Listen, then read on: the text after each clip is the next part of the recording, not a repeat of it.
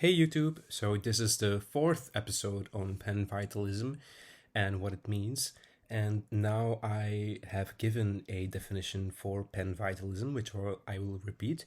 Panvitalism is the occasionalist study of the spheres of influences of systems, be alive or not, in which sphere of influence is defined as the compositionality of temporality and spatiality as derived from the formula for complexity, that itself being bits per seconds per cubic meters. So you take 1 bit and you measure in 1 second time in how many cubic meter of space it is taking place. If you can do that, you have what I say is the new formula for complexity. Now, Panvitalism is the occasionalist study of the spheres of influences of systems. What a system is, we will see later. Sphere of influence will be seen in a future video. What is interesting here is that we have called it an occasionalist science. I should say an occasionalist discipline. I'm sorry if my English is a bit weird, by the way. I'm not used to speaking English. I usually just read or listen to people talking in English, but I rarely talk in English myself, which I'm now noticing is a troublesome thing that I'm aware of right now, but that's going off topic. I'm sorry. Occasionalism is what we were talking about. And so when I talk about occasionalism, I will just read out what it says on Wikipedia because, well, Wikipedia is honestly a very good source on this and it just perfectly describes what I try to say with it. So Wikipedia says, occasionalism is a philosophical doctrine about causation which says that created substances cannot be efficient causes of events. Instead, all events are taken to be caused directly by God. A related concept which has been called occasional causation also denies a link of efficient causation between mundane events but may differ as to the identity of the true cause that replaces them. The doctrine states that the illusion of efficient causation between mundane events arises out of God's causing of one event after another. However, there is no necessary connection between the two. It is not that the first event causes God to cause the second event. Rather, God first causes one and then causes the other. This is what I find to be the core aspect of Panvitalism. This idea that we look at our universe as a living, breathing system which has its own complexity, its own sphere of influence, and can be seen as an entity in and of itself. We call this a transcendental object. So the universe is something that is required for a universe to be in. So what I have done is try to find a formula that could explain, well, what kind of a computer would be able to simulate the universe which we are in. And when you think about it, the easiest way of looking at it is by saying that reality is like a video game. I don't know if people have played Skyrim or Fallout 4 or any Bethesda games, but maybe I should be more broad. RPG, role-playing games, where you basically think that you are inside of another universe where magic is, example, possible and stuff like that. Those kind of games are becoming so complicated at the moment with virtual reality techniques that one might start to wonder, well, what if we took that idea seriously? You know, the idea that the universe is programmed by a god. And that is just the premise that I'm working on to give a foundation, a metaphysical, intellectual foundation for the theory that I'm trying to propose, which is to give a definition for complexity. And the idea of occasionalism is interesting to me because I have devised this theory that I call the EROS theory. This theory may already have existed in the past. I don't know if anyone else has written about this kind of rationality, but I call it a trialectical, which means three, instead of a dialectical, dia being two-sided. I call for a three-sided vision of how reality works. And EROS is an acronym which stands for empathy, rationality, objectivity, and supervenience. So what it means is that if we can look at the universe as being made out of an additional dimension of information, and we say that our universe is not 4-dimensional but 5-dimensional because it has a new dimension of information, we can say that the universe as a 5-dimensional entity has a certain complexity that can be seen as the result of an emergent result that we see when 3 individual components, which is time, space, and information, work together to create reality as we experience it right now. So what I basically try to do is, I'm maybe not explaining it the best way possible, but what occasionalism for me means is when you take the 3 dimensions of EROS, empathy, rationality, and objectivity, and you design a system which causally explains the universe in an objective manner.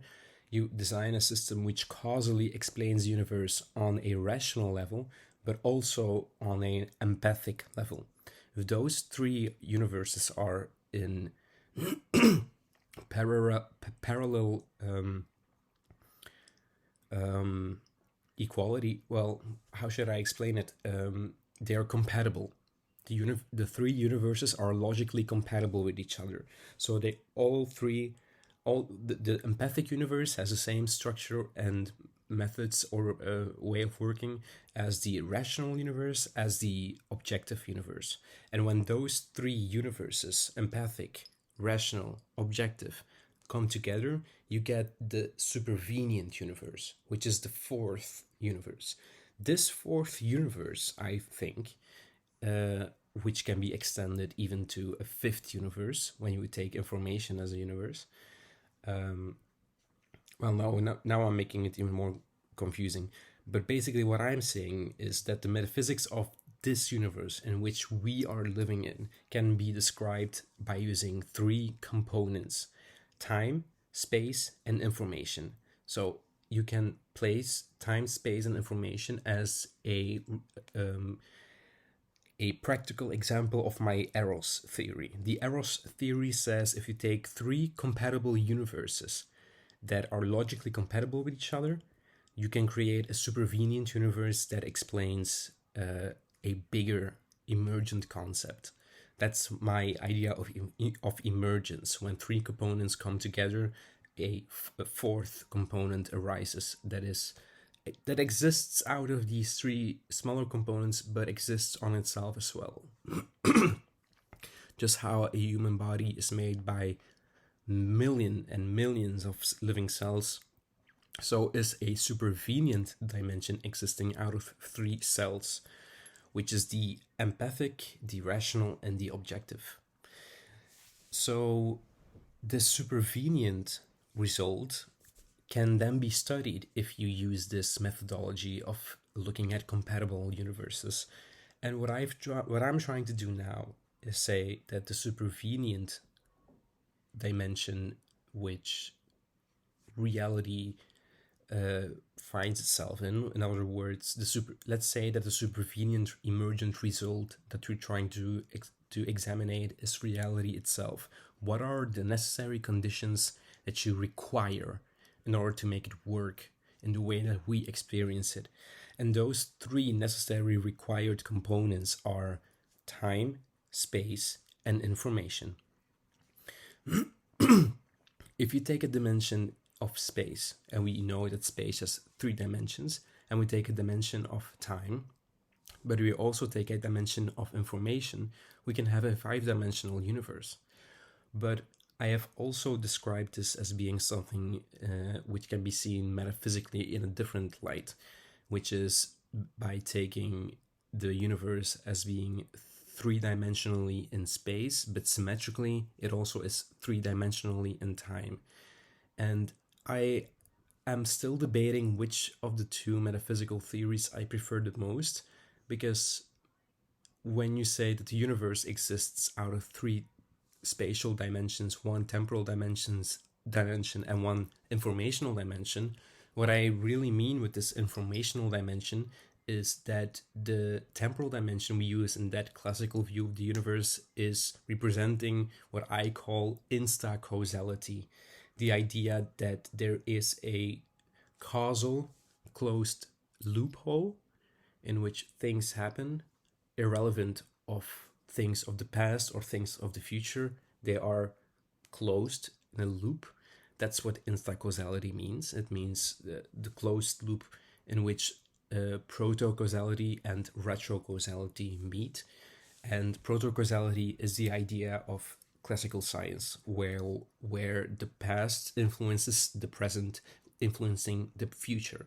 But retro-causality takes that idea and flips it, which means that the future has an influence on the present, which has an influence on the past. Now, that kind of a universe is a universe which I call the informational dimension. So you can look at it from these 3 points of views. The first point of view is that the universe exists out of 5 dimensions, which is time, space, and information. The second view is that this information dimension is seen as retro and proto-causality in the same one, and the temporal dimension being as the insta-causality.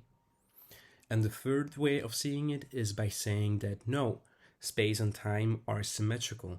There are 3 dimensions of space and there are 3 dimensions of time, and they are equally all real.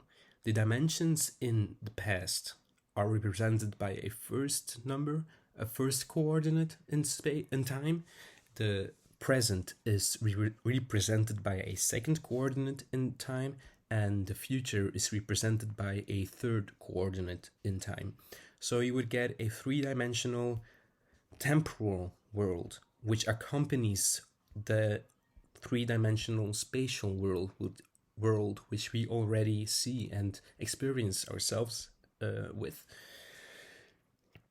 So you hopefully now understand the connection between the 3 different metaphysical views that I have taken to adopt for Panvitalism, but that is how the occasionalistic aspect comes to play in. This emergent phenomena that comes from time, space, and information.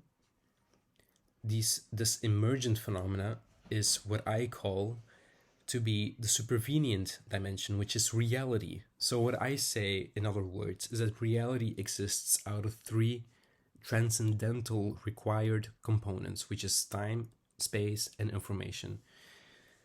So to repeat, maybe for a last time, this supervenient dimension is what I call to be God in the occasionalistic view. And I can actually trace that back to another philosopher, which is Leibniz, who was very well known with Newton, Isaac Newton.